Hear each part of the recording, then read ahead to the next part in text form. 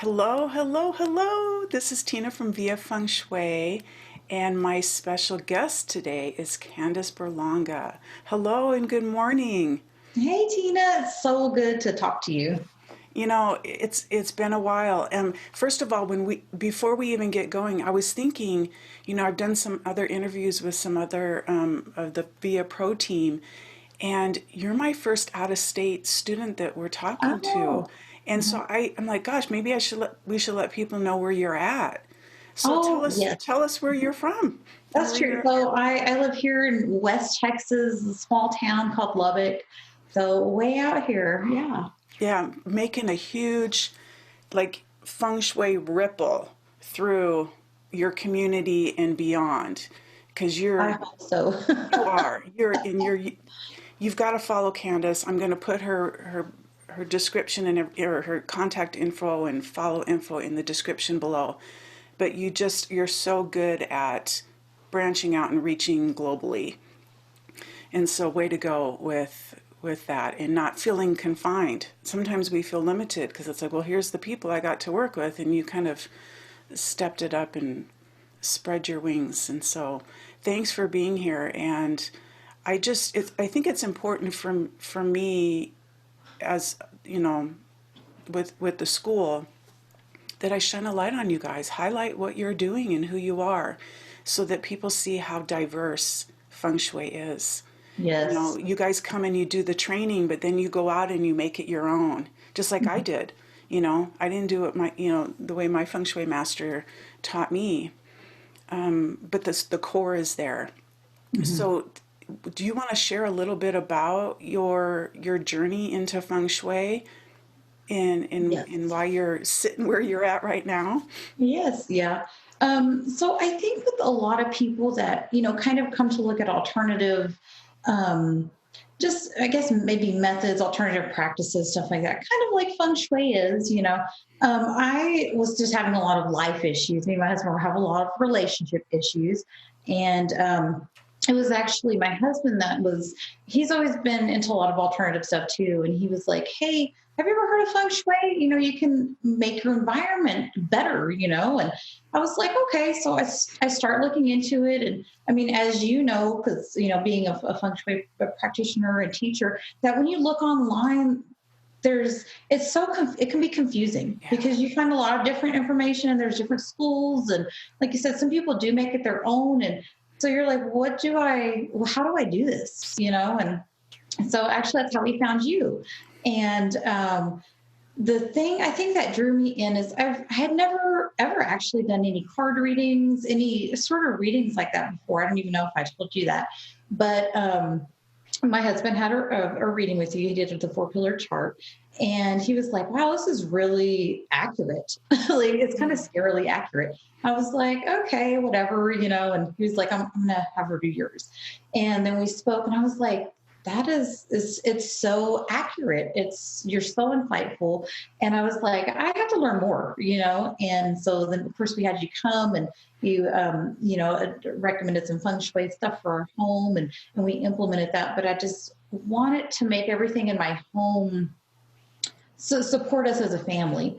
And so I know there was a lot of like texting you and like messaging you and stuff like that. And but even when you came down, you had mentioned, hey, I have a practitioner certification program. And I mean, immediately my husband was like, go do it, because it was just so interesting to me and so fascinating. And not only that, I thought, there's no one in my area that does it at all. I couldn't find anyone. And I thought, well, I'm here, and if I can offer that service to somebody too, then hey, why not? So yeah, I, that's I how love I started on the journey. I love that about you because you said, well, I want to learn more. And like when you decide you want to learn more, Mhm. you go for it. Like you're all in. And I don't know, I don't remember your chart and if that's part of your character in your chart that you just kind of leap all in and take everything you can out of it. Yes, So in it this definitely journey, is. yeah, is it? Mhm. And I think I really admire that because I have a little bit of that in me too. But you kind of seem to almost be fearless in it. Like you know, you kind of like, this is where I'm going, so don't get in my way. I'm just going to do it. Thank you. So tell me, you know, in this journey that you had, and you know, I know this, you did my training and then you went right into more advanced training with other practitioners, and you're welcome to say who those are. But in this journey of yours, in the last few years, in implementing it at home, implementing it in your businesses with clients, you create such fun videos full of all kinds of interesting content. How, like, in that quick, like, it's so hard, you know, to explain what feng shui is in that 2 minute elevator pitch, right? That we're supposed to come up with when we're entrepreneurs. But what is feng shui to you? Well, how do you kind of bring that all together? The way I like to explain feng shui is it is a tool, that you can use to help you become the person that you want to be to achieve your goal. And so, you can do feng shui and stuff like that, but the I see a lot of people, and I think this is a problem with that people, I think when they're like, well, feng shui doesn't work because they haven't actually addressed the problem.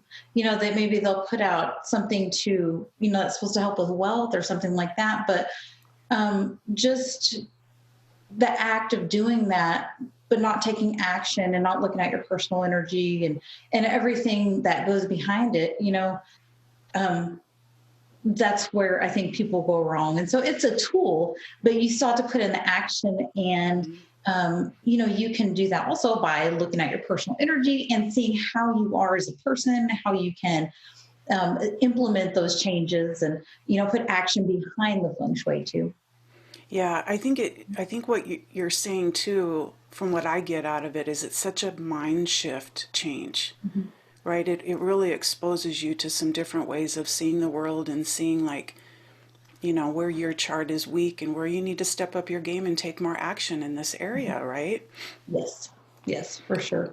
How do you, like, you know, some of my grads go on and, you know, like I said, they do feng shui differently. Like maybe they Mhm. just do the Chinese astrology or they just do businesses.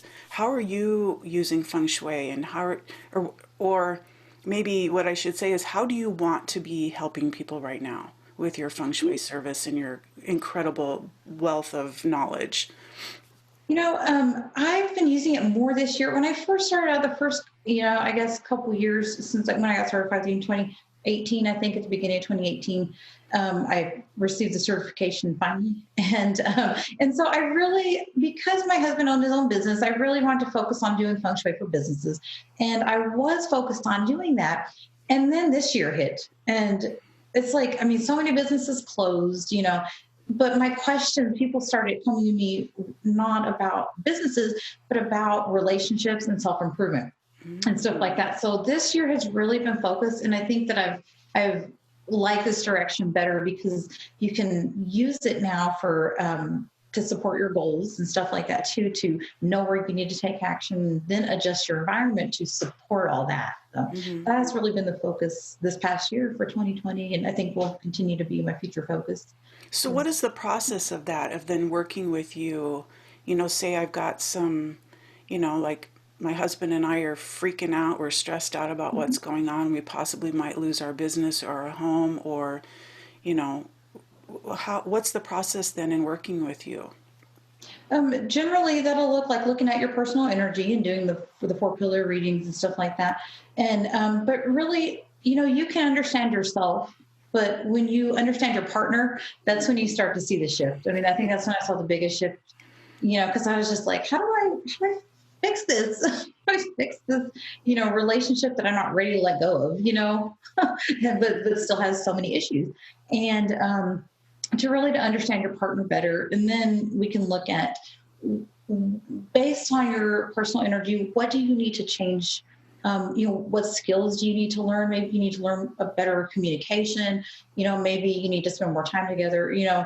But implementing also the learning into that personal energy, because we always have more learning to do, I think. And so then it's like, okay, what area can you use in your home? that supports, education, what area can you use in your home that, you can focus on that can support, sleeping better and stuff like that. And then the last thing I like to implement is the timing, which is my favorite, the date selection. Oh, So so picking a good day to do it all. speak more to that. I want to hear more about your date selection stuff. Yeah, so that's actually, I think, for me, it was the missing piece in applying feng shui because, like I said, you came to our home and um, you told us what to do in terms of feng shui, but I took it upon myself, I think, to do too much. And so we even did like a renovation in the next year. And in doing that, I really feel like it triggered off the way the energy was set is too kind of complicated to explain.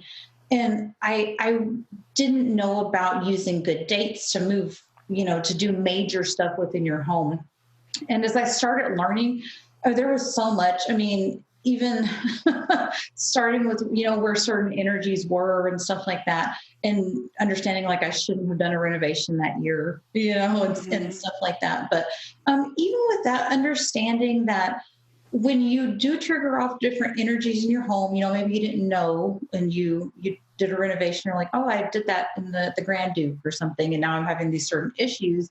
That you can still activate certain areas of your home and kind of calm the energy down. So that's my favorite thing. And it's just based on the Tongshu Chinese Almanac. Here in the North, we have the Farmer's Almanac. And like, if you look at the back of that, it'll have good dates for fishing and good dates for hunting and good dates for planting.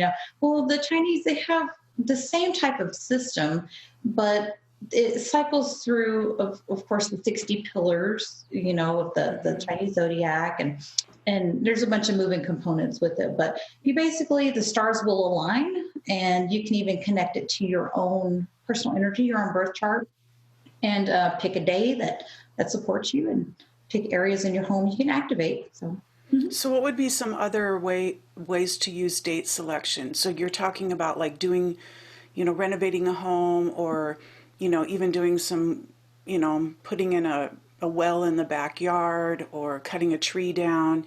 You would want to pick dates that support that energy so nobody gets injured or an accident doesn't happen. What are some other ways then that clients call you for date selections? You can use date selection for things like marriage, surgery, even just finding love. I think that's one of my favorite thing. I'm trying to help my son. It's kind of hard this year when you can't go anywhere. But I was like, I'm gonna get a daughter-in-law now. But yeah, you can use it to find love. I shouldn't say find love, to attract a partner. So who knows what that'll look like, but you can definitely use it to be more, to pick certain days to do things. So yeah, so anything like that, traveling, any important activity in your life, really moving into a new home, you want to make sure you pick a good day to do that. So. That's fun. It's always nice to have somebody that you can reach out to that can tap into that insight. Yeah. That's cool. I love that you do that. Do you have any, Feng Shui practitioners always have stories, right, of experiences they've had with themselves or with clients about, I've, recommended this for my client and then this is what happened, or we did a chart reading and they had this amazing aha moment, kind of like those success stories. Do you have anything that you'd like to share that kind of speaks to the power of Feng Shui and how it really can be that tool to create those shifts that people are looking for? I like to tell this story, and I told it the other day on one of my videos, just because it's extreme, and it doesn't happen very often, so people don't need to worry. But it does kind of speak to the power of using the right timing, and so, most people, they know about using your good directions, and they'll know that there's, 4 good directions and 4 bad directions. So one of the terms that's used for one of the bad directions is called 5 ghost, and I think it's sometimes referred to as like the mishaps. But what it really is, and it really can trigger off, is really petty energy around you, super petty people, those feuds at work, things like that, And so what happened was I have my husband do Feng Shui activations in his office, to bring in business and stuff like that. So I found a good day for him. And I told him to put water in, it was a certain area of the Southwest. The Southwest can be broken down into 3 sectors. So it was a certain area of the Southwest. And I told him to do that. And he was supposed to do some other stuff. And he did. And, he started having a lot of issues. And he was renting the house out that was next door to him. He owns the building next to him is a house. And so he owns that. And so he was renting it out to some people. It was actually this couple he was trying to help. They were homeless. And he was like, they were just like paying him by the week. Well, they stopped paying rent. They started causing a lot of problems. They were, trashing the yard out.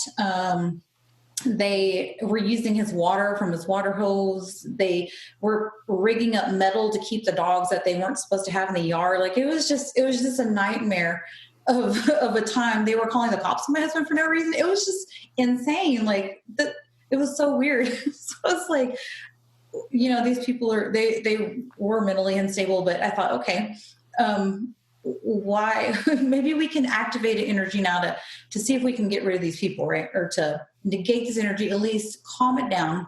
Mm-hmm. So I went to his office, and when I opened the door, I heard the water running. I was like, do you still have that fountain up in the Southwest? He was like, yeah. So mm-hmm. I thought he was supposed to leave it for a day. So he had left it up for, I guess, weeks, and yeah. And I was like, I already knew. I was like, I know that the 5 ghosts is there for the year. It was a yearly energy that is governing this one sector of the Southwest. And I knew it was there, but I thought it would be okay to activate for the day. So I told him, take that water out of there. And then, so we lit a candle in a different area for the day, and they actually moved without any problem. So I don't know, mm-hmm. But so that, I think, to check the energy of the area that you're activating, the area that you're using, is a very big thing that I do to make sure something weird doesn't get activated. Yeah, Mm-hmm. It sounds like you really got to be on top of it, because if like you said, if you place a cure, in a month or so, it may activate something that you don't want it to activate. Mm-hmm. So. The thing with the energy also is that I heard another Feng Shui master saying that if you use this area of your home all the time, like you sleep in an area, of course, you have the yearly energies that come in and change, like mm-hmm. how that 5 is in in the east this year. Well, that's my kitchen, and I can't not use the area, mm-hmm. And I just thought, okay, well, I put my metal in there. I put my metal there. But I heard him say that if you are continually using the area and it's an energy pattern that's already established, that it's not further activating the area. You just want to be careful if you're like, oh, I want to put this water fountain in, or I want to do a renovation. Those are the things that really can trigger off a lot of energy. So just daily use and things like that, I wouldn't be worried about. I know some people, I think, worry too much. Like this lady one day was like, can I hang up a picture? I was like, yeah, hang the picture up. Like, it's fine. It's fine. But if you're like, redecorating your whole room or decluttering a lot of stuff and moving furniture around, and that can be an extra activation, and so. Yeah, because you're really shifting the energy then, moving Yes. stuff around and making noise and mm-hmm. changing the flow of the space. Yeah. That's good. Okay, so every Feng Shui practitioner has a go-to tip. Mm-hmm. If I have 15 minutes to go into somebody's home, this is where I would go and what I'd be looking for. Or if people ask, what should I be doing right now? Do you have a go-to or a couple go-to tips that you want to share? I do. I always tell people, just the easiest, I think, thing people most associate with Feng Shui is probably decluttering and just making sure their space is clean, and That really does have a big impact. But if they want to, look at the bed placement and stuff like that, I always say look at feng shui forms, which is just the way your space is laid out, and make sure it follows the rules like the command positions and stuff like that. Because it really, you can have the most complicated formulas and do activation, open a window, and all this stuff. But if your forms are incorrect, then it doesn't matter. There's the saying that forms supersede formula. Mm-hmm. And so forms is just the easiest, best thing to look at. And also, I always tell people, look at your personal energy and look at, is the year clashing you? Is something going on there energetically, that's just, it doesn't really have a lot to do with feng shui, but more of that personal energy and the energy shifting that can make those changes in your life. Yeah, gosh, I love all of those tips. And I'm with you. Form school, that's like the most important. You got to start there. If it's not working, then, you could be, spending the rest of your life experimenting with other things. And then knowing your energy. Because, some of us, we have years where we're supposed to lay low, right? Or else we're just going to be hit with resistance and, and really push ourselves beyond where we need to. And then there's years that, yeah, this is the year you go for it, or the month where you jump in. Yeah. And then the decluttering. Oh my gosh. Talk about a good shift of energy. So do you even recommend a specific date for decluttering then? I suppose depending on, like, if it's a huge storage room or closet, because again, it's a huge shift in energy. Are there good dates for decluttering? There is. If you look at the Feng Shui, that Chinese almanac, I use the Chinese Metasoft software. It's free online. I don't know if you can look at a monthly view, but you generally, which I put up monthly date selection too, that I put my blog post on my website. But good. actually, I think I put it up today, the new dates for December, but if this will come out, in December. But a day that's called a remove day, because it's meant to remove stuff from your home and life. So. Okay. Yeah. So, if you're watching this, make sure that you go, follow her, get on your email list so that you're getting these dates. Because a lot of people are really curious because they want to make the best of it, especially like you said, a surgery or a big life change like getting married or signing divorce papers, that kind of thing. So Yeah. good. Yes. For that, I probably would recommend, let's talk if it is going to be, especially like a surgery or something like that. Some days, oddly enough, on the remove days, it's actually good to have the day clash you. So it can be, you can clash away things that you don't want in your life. That's in interesting. relationships, all kinds of stuff. So what you're saying is there's some things that you can just look up and say, okay, this is a good day for this. But if it's a big life decision, you would really prefer to have them reach out to you, look at their chart, right? Look at their personal information and then assess if that date is best for them. Yes. Yeah. I love the care that you have for people, and that, it's not like, well, just do it on this date, that you really do understand the responsibility of what you're doing. And, you have such a compassionate heart and you care about people and want to make sure that they're getting the results that they want. Yes. It's so important.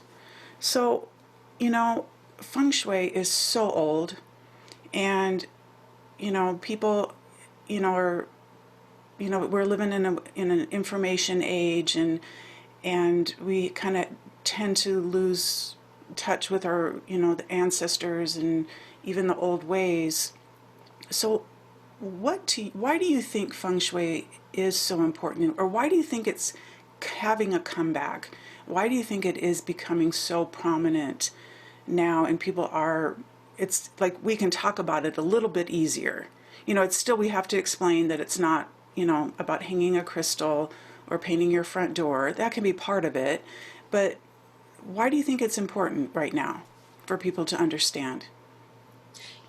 So I know that, of course, feng shui originated from your environment, and what's around you and stuff like that. And I think a lot of people now, I mean, as we saw, even with the presidential election, the big focus is on the environment, and I think people understanding that living in tapping into the good energies in your environment and being around an environment that is supportive to you. I think people are understanding that that's important,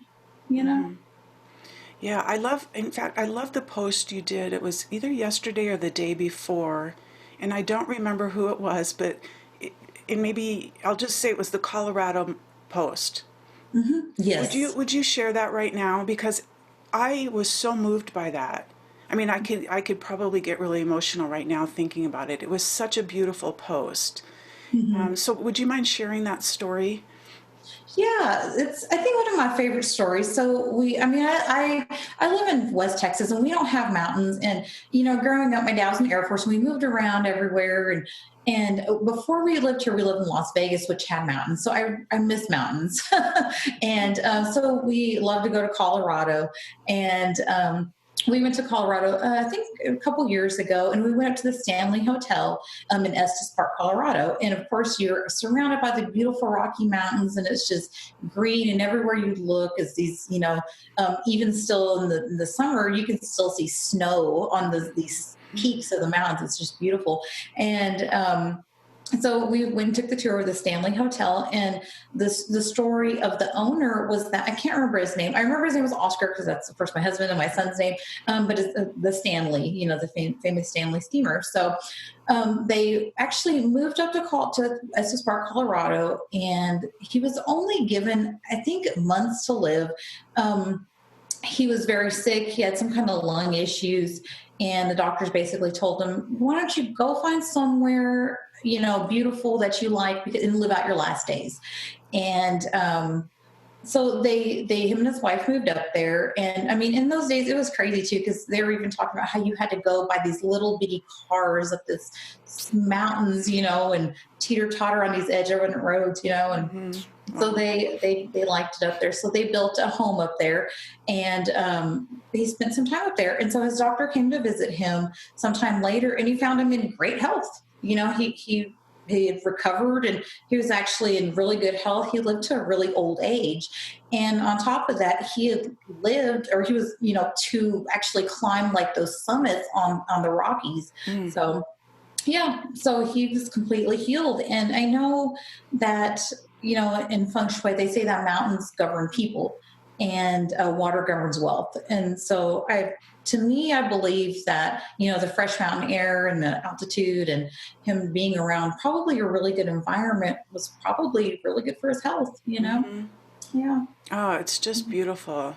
And Yeah. I think we do. We need to reconnect with the natural flow of Mother Earth Hmm. and Mother Nature and reconnect and realign and listen to ourselves, listen to Hmm. and trust our own intuition.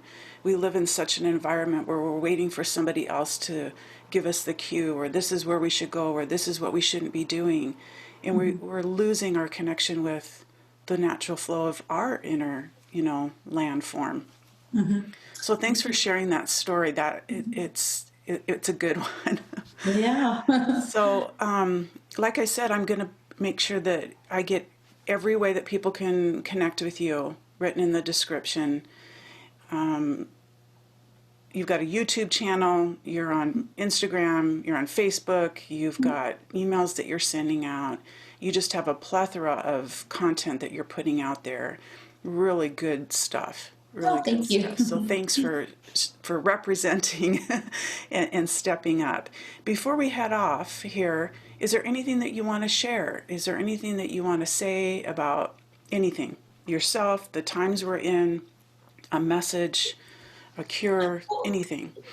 So with feng shui, I think again, like one of the biggest reasons I do put so much content is because people find so much conflicting information online, and if you really want to learn, I mean, I would highly suggest, taking your feng shui, Oh, thank you. training, because it does open up I think your consciousness to see things differently, and stuff like that. And so learn from somebody that's offering, and continue to learn, so I would definitely suggest that.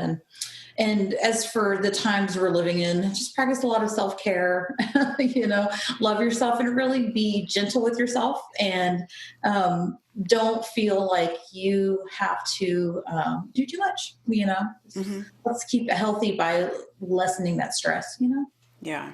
Yeah. Well said. Good stuff. Thank you, my dear. I Yes. just love you and your Yeah. family, and I wish you all the best through finalizing the holidays and stepping into the new year. I think a lot of us are hoping to wake up January 1st, 2021, and the nightmare will be over. But Mhm. we have work to do, and there's people out there like you Mhm. available to help us get through this stuff, Mhm. and Yes. we'll get through it. Yeah. Yes, we will. We Hmm. will. I know. So I will add, and there's a lot of the Feng Shui masters are saying 2022 for recovery and stuff like Mm, that. So, it might be a long road, but, yeah. there is support and, yeah. Yeah, and reach out, and even if it's just picking up a book or following you, Hmm. and just start getting the little tidbits, because sometimes Hmm. that's all it takes. You start planting those seeds, and it's like, oh my gosh, this is really cool, and now I want to know more. Hmm. All Yes. right, thank you so much. Say hi to your family for me, and Yes. this is just amazing. You're Yes. It was so amazing. nice. So nice to talk to you. It's been too Thank long, you. I think. Yeah, it has.